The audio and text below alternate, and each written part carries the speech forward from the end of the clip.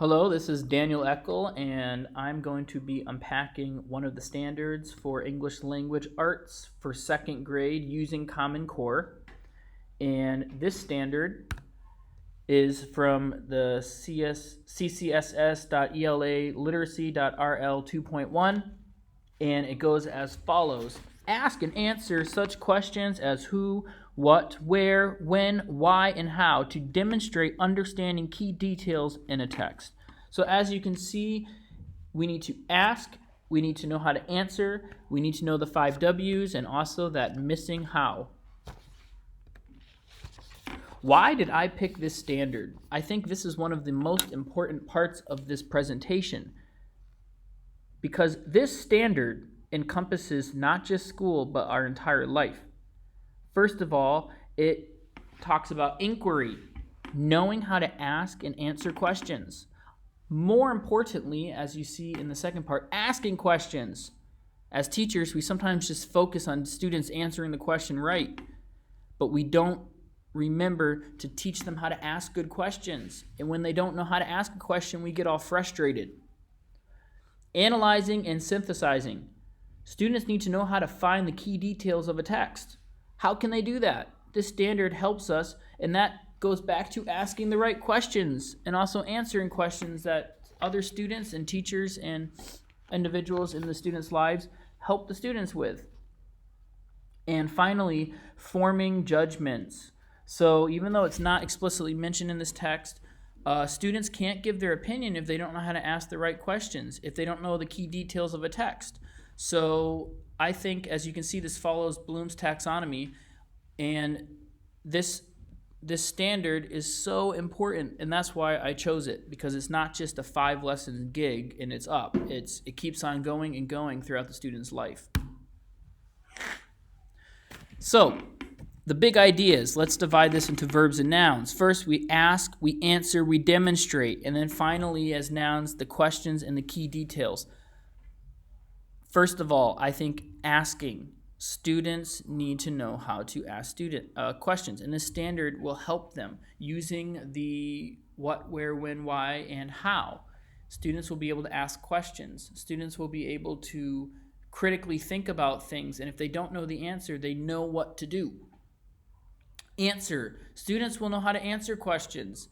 Even if a student can't get the question 100%, they're able to offer a decent answer to something using their critical thinking skills. This is no longer the day and age of factual learning. The students need to know how to critically think, critically evaluate what they find, and critically find an answer using the resources which are abundant given to them. And students may need to know how to demonstrate that knowledge, demonstrate the understanding of key details through different activities, through the different avenues in which a student shows their learning, presentations, tests, writing, reports, even videos like this one.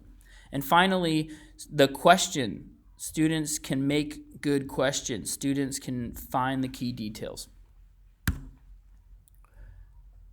What are the skills? Well, making good questions, as mentioned. This is a fundamental skill that is not taught enough in a child's education. We teach them how to answer questions, but making good questions, oftentimes teachers just forget this one.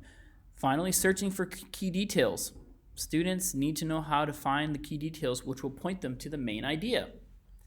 And finally, demonstrating understanding through the different avenues, the different outlets in which a student can show their learning. Students have different ways of learning, and demonstrating that understanding might be different for one student than for another student, and as teachers, we need to recognize that. So what are some projects and activities that we can do to help students learn? First of all, I thought for asking good questions, this is a great activity. It's called A Picture Speaks 1,000 Words. I made up the title, but you take a picture, you pass it out to all the students, and they work in pairs or groups, and they ask questions using what, where, when, how, and why. So we see this man.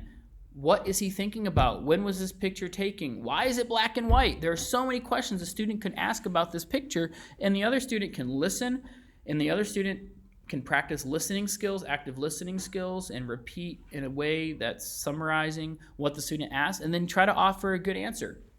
And number 2, the main idea treasure hunt is where students divide into groups. They have highlighters and they look for key details in a text. They have guiding questions using what, where, when, why, and how to help them find those key details. They highlight those key details, and then they work together to decide what is the main idea.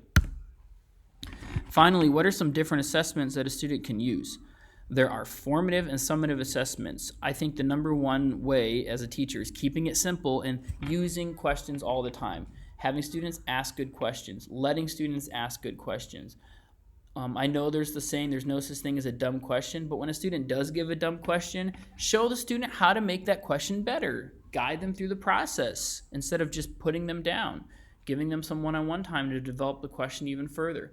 Number 2, story maps. Even though this talks about settings and this talks about characters, you can adapt this to learning how to ask good questions to show that you understand key details in a text.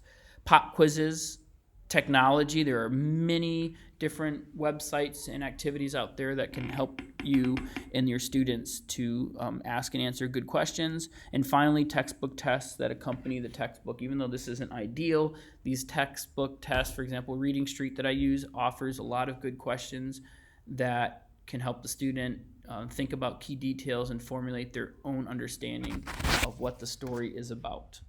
So that is it, and thank you very much.